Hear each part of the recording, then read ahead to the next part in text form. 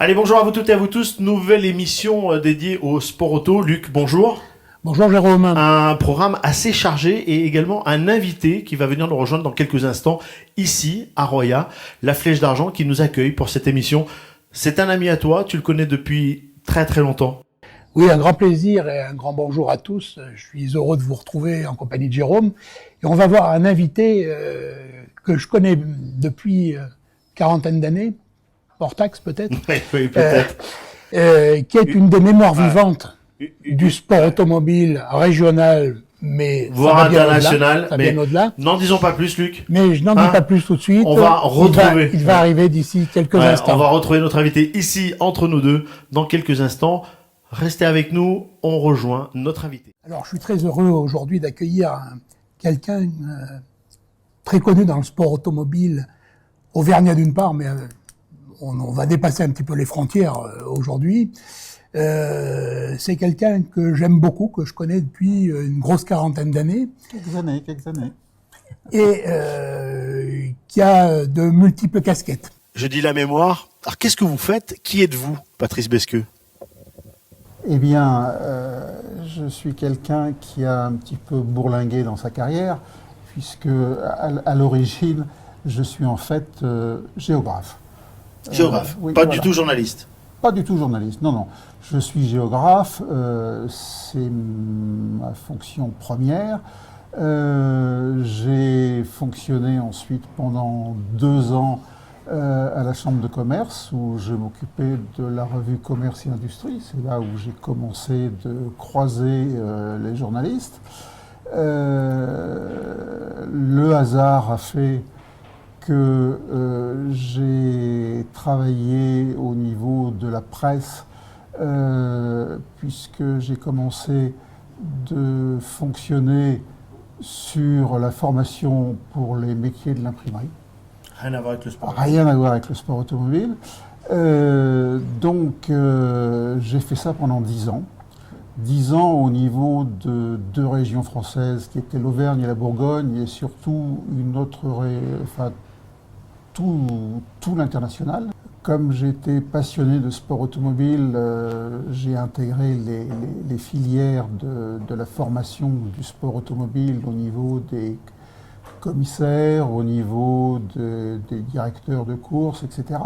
Donc j'ai écrit quand j'étais à la Chambre de commerce, j'ai écrit quand j'étais au niveau de l'association sportive de l'Automobile Club d'Auvergne. Et puis j'ai commencé d'avoir l'idée de créer peut-être quelques manifestations. Et la première que j'ai eu l'idée de mettre en place, ça a été l'anniversaire de la Coupe Gordon Bennett en 85.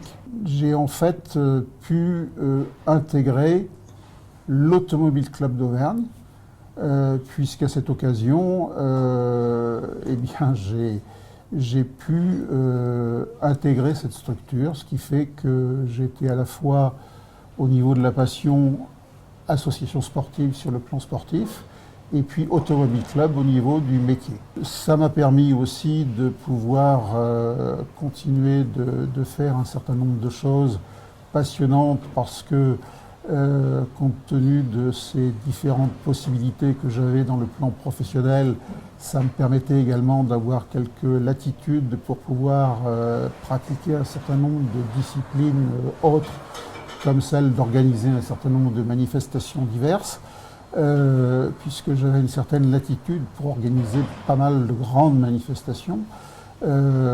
J'ai pu organiser par exemple le Grand Prix rétro avec tous les grands champions de Formule 1 comme Fangio, Stirling Moss, Brabham, etc. C'était en quelle année?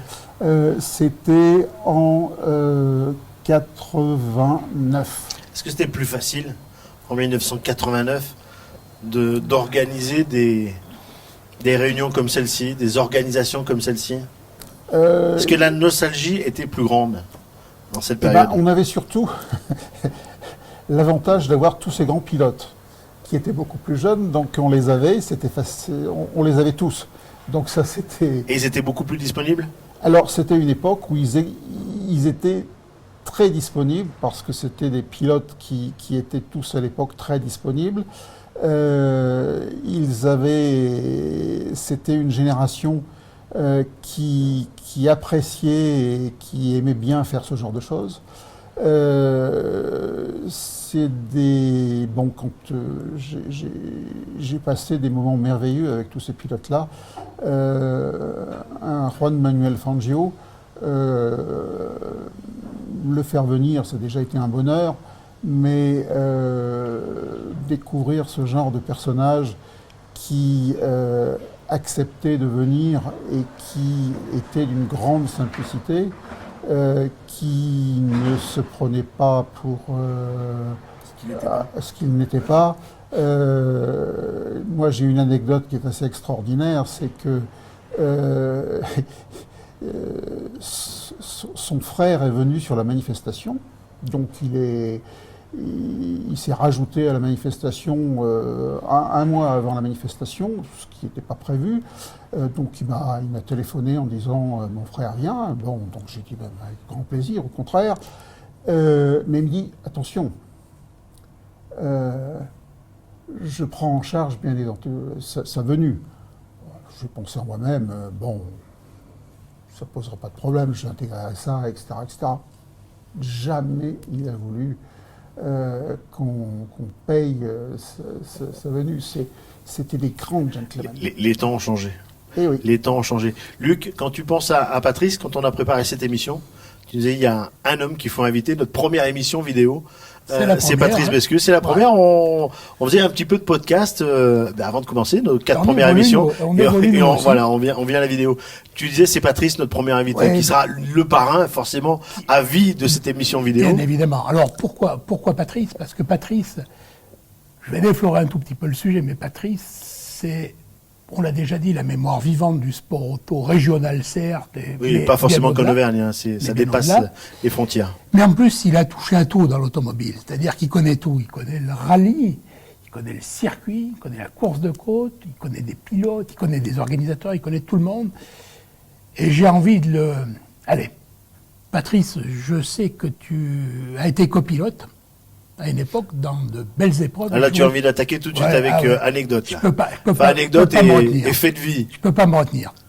Patrice, parle-nous un petit peu de cette merveilleuse époque où tu étais à côté d'un pilote et journaliste connu chez nous. Oui, c'est vrai que j'ai eu la chance de fréquenter bien évidemment Stéphane Gaillard, qui était à l'époque journaliste de France 3. Et j'ai eu quelques moments de bonheur absolu, puisque de 87 à 93, j'ai arpenté les routes du championnat du monde et d'Europe des rallyes, ce qui était la grande époque, puisque aujourd'hui, quand ces épreuves se font, c'est toujours sur des endroits un petit peu réduits, puisque toutes ces manches se font sur des secteurs un petit peu plus limités. Aujourd'hui, à l'époque, quand on faisait ces manches de championnat du monde, quand c'était par exemple le RAC, le Rallye Grande-Bretagne, c'était toute la Grande-Bretagne. Et c'était des épreuves de magie.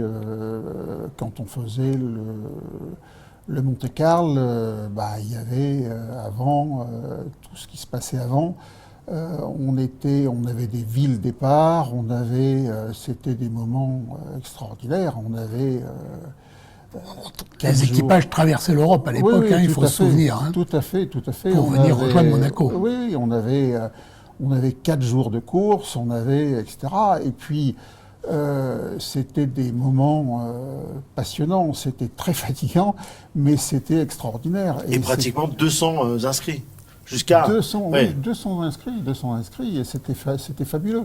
En plus, dans certains moments, on avait des trucs de folie, puisque, par exemple, quand on a fait le RAC en 90, qui a été la première année où le RAC, il y avait des reconnaissances.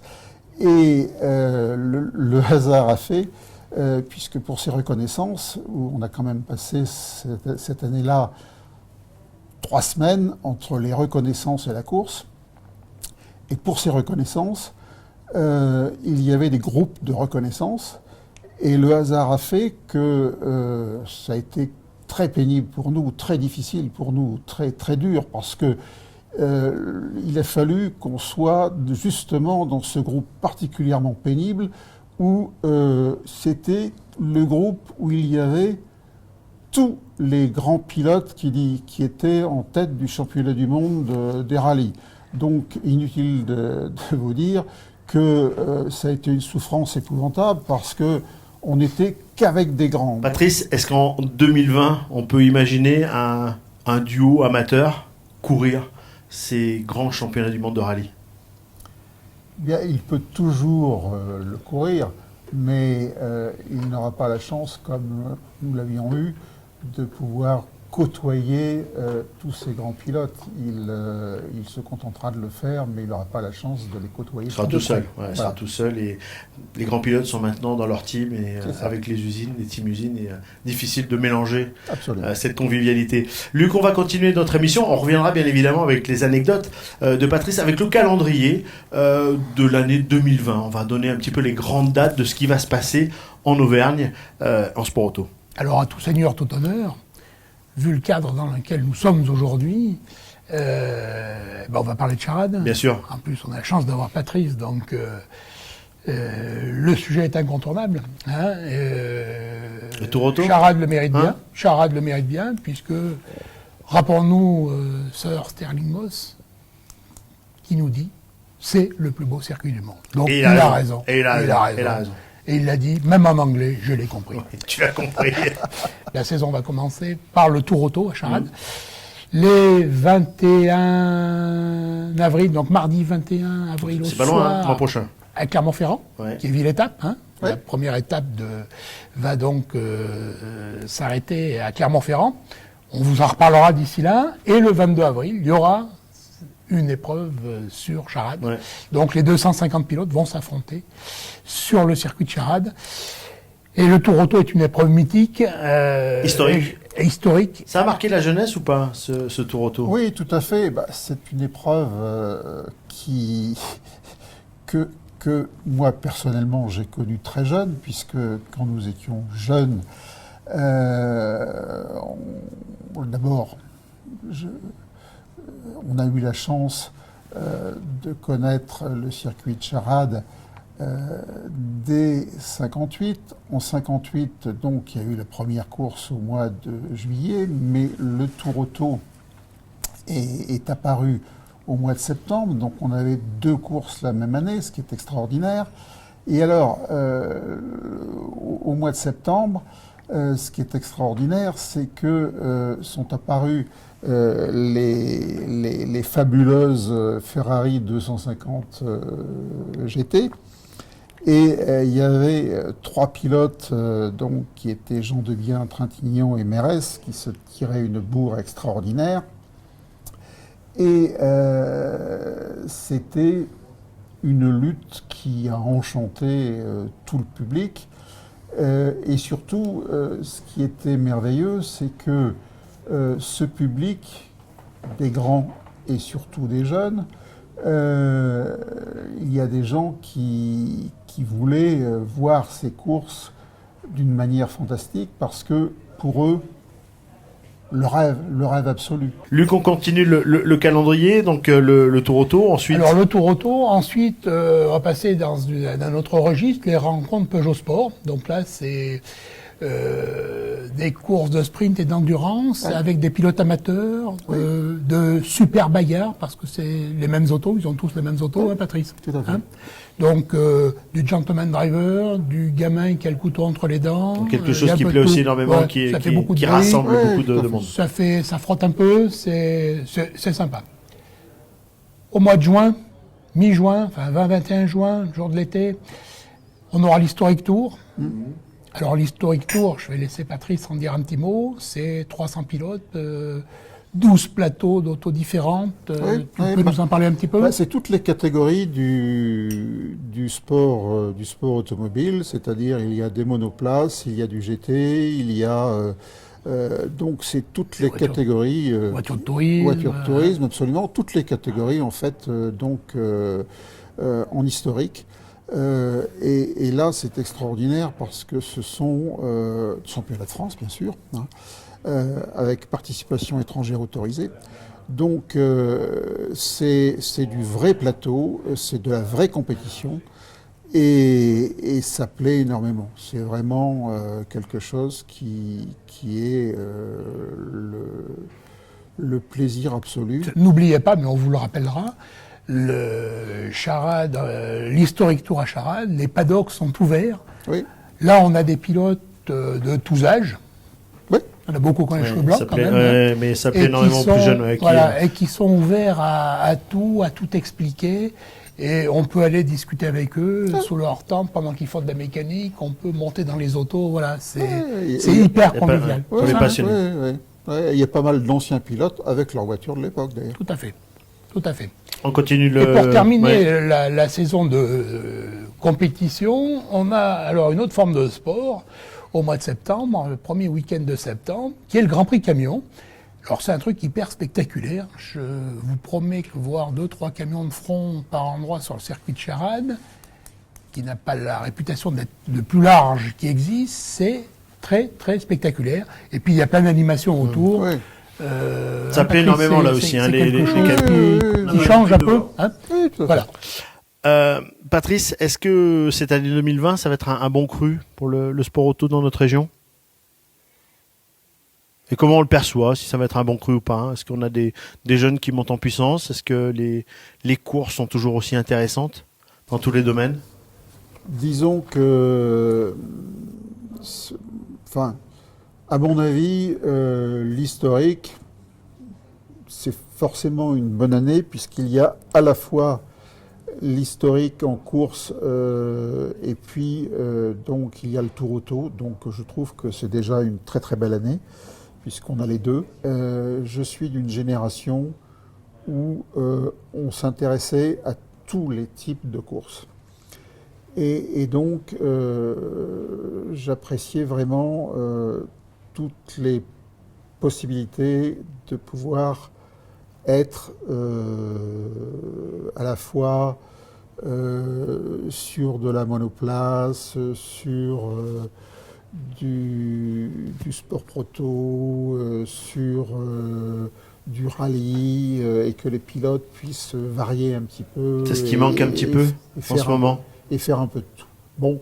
Maintenant, les pilotes deviennent hyper spécialisés. Ouais. Bon, moi, quand je vois la F1, par exemple, où les pilotes sont hyper spécialisés, par moment, ça m'ennuie un tout petit peu. Faute à l'argent, faute au contrat. Oui.